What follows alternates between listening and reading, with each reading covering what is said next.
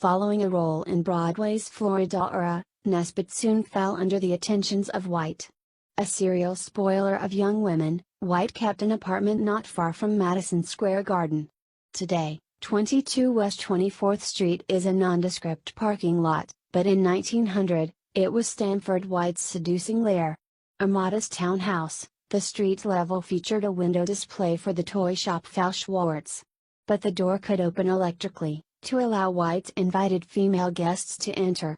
The first floor was decorated in sumptuous red silk, and was used as a dining room, where White would order in food from Delmonico's restaurant. On her first visit, Nesbit would recall a lavish luncheon of lobster Newburg, a dish invented at Delmonico's, deviled eggs, chilled oysters on ice and champagne. But it was the floor above, that would become notorious. For here, White kept a red velvet swing hanging from the ceiling, in a room painted a deep, forest green. Ribeiro tells of how, without hesitation, Evelyn jumped onto the swing. White grabbed the velvet ropes and Evelyn's small hands. A second and third push sent her soaring into the air in the direction of a large, multicolored paper Japanese parasol. Next door was White's bedroom, which he decorated with blinking electric lights, and had the walls and ceiling covered with mirrors. On one of her next visits to the red velvet swing, it appeared that White drugged Nesbit's champagne and assaulted her. Despite this, a subsequent, unlikely romance blossomed between the most sought-after model in New York, and its principal architect, some 30 years her elder. Decades later, this notorious address would become a low-rent boarding house, until it was finally condemned and knocked down in the late 1990s. Looking at the buildings either side of the modern car park, one can still see the outline of White's apartment, as a ghost building on the adjacent brickwork. The distinct imprint of the floors can be seen, including the one where he kept the red, velvet swing.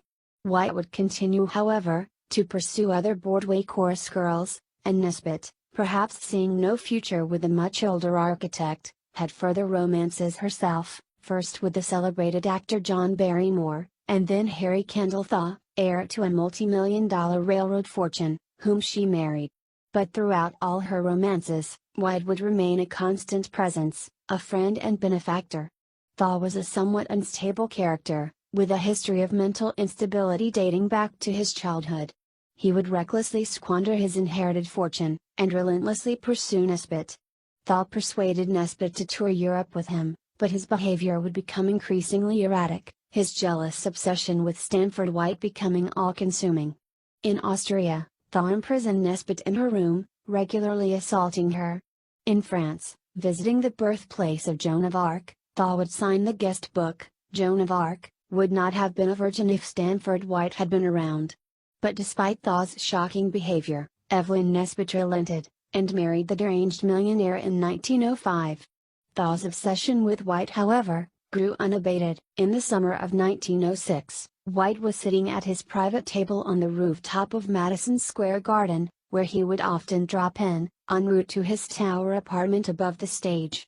The show that evening was the premiere of Edgar Allan Wolff's musical Mamselle Champagne.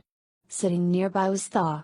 As the performance drew to a close, Thaw approached White from behind, and when he was a few feet away, fired 3 pistol shots into White's head.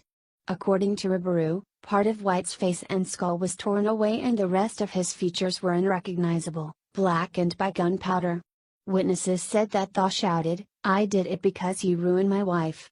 Others claim that Thaw had said life not wife. The subsequent trial gripped New York. A forerunner of such cases as the O.J. Simpson trial, it became known as the trial of the century.